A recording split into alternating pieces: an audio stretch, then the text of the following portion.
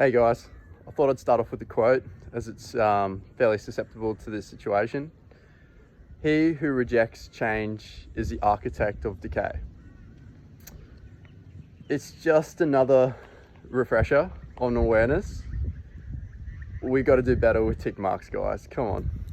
So bouldering has kind of slipped through the radars slightly. Let's be honest, there's a lot of change when it's coming to the sport. It's expanding like there's no tomorrow. Places like this are getting extremely busy. Again, my dudes and dudettes, that is not cool. You can't leave the rock like that after you've done a session. Okay, like just chill out on the tick marks, please, please, please, please. All right, trendsetters. So you want to tick up your project because you want to know the best parts to grab the holds. A little bit of chalk, and you're just doing a little tick where the best part of the hold was. So there actually already was a little bit of a tick mark there. It's a bit old. Same here with like these holds here. So that's like the good crimp in the sequence. Tiny bit of chalk, just tick where it's the best part of the hold right there. That way you're not going to be punting, you know exactly where to grab it if you need a tick mark. I mean, you don't always have to tick everything, but in the case like in bouldering where you're doing big moves and you kind of want to make sure that, you know, you're going for the right bit of the hold. There you go, little tick mark, respectable.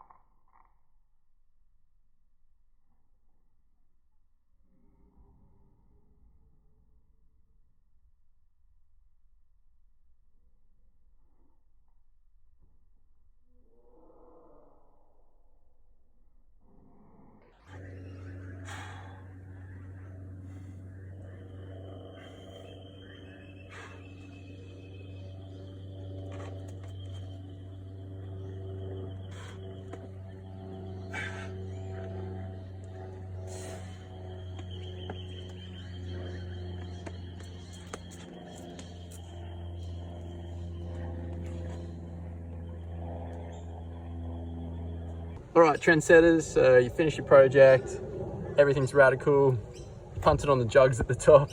Nah. You went for the sends or you learnt something out of it all. Let's get rid of those tick marks. So grab your brush, thank you climbing anchors. Let's get rid of these tick marks. Give it a good brush. Try and get rid of as much chalk as you can, to be honest. The more the better. And the other one too, on the crimp. Give it a good brush. Get rid of as much chalk as you can around the hold. There we go, it's a bit better.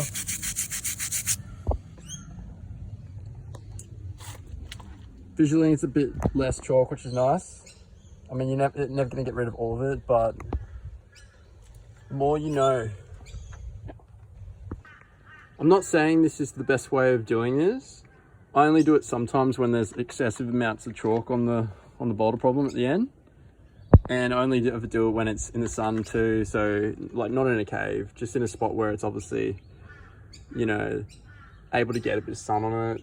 And also it's not a hold that's going to break. I mean, you got to be very careful on this. And I don't suggest everyone do this, but this is just a bit of an ethic I do on some holds and in some situations. So it is case by case, absolutely. Grab a bit of water. Onto the hold. Splash it like that. As you can see, that's a sloper. So it's not gonna break if someone was to pull on it this afternoon. And not to mention, it's really sunny here at the moment too. So that will dry out quite quickly. And the good thing is it does wash away chalk, as you can see.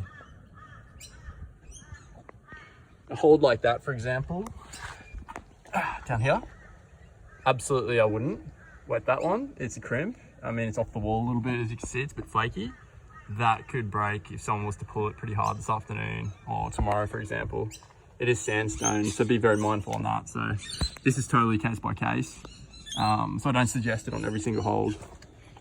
But But then yeah, like a sloper like that, for example, again, it's in the sun. It's a 35-degree day today, so it'll be fine. I've run out of water anyway, so it's only a little bit, but something's better than nothing.